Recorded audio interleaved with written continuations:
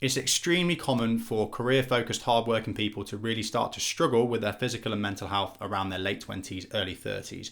This is common for professionals, for business owners, for self-employed people. If we understand the common reasons why, we can do something about that and stop work becoming a negative in our lives. So the three common reasons why is that we take on more responsibility at work. So that creates more stress, and if we let it, more workload.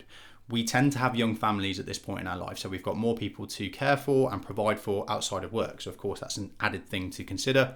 And the human body starts to decline after the age of 30 if we're not actively looking after it. We get things like muscle wastage. So you combine those three things together, and it's the perfect storm for poor physical and mental health. So if you're very career driven and you find that you're struggling physically or mentally, don't beat yourself up. There's nothing wrong with you. It's just the situation and environment in which you're in. So what can we do about that? Well, there's a really important concept that you need to embrace, and it's a concept of being sensibly selfish. Now, what career-driven people tend to do is prioritize their families and other people and their careers slightly above themselves. So what this leads to is you constantly not looking after yourself because these two things, which there's always stuff to do for, take the priority. What you've got to do is put your own health and happiness on par with or slightly above those things. And you've got to understand in your mind that the only way you can be the best version of yourself for your family and for your career is if you look after yourself. So you've got to embrace the mindset of being sensibly selfish.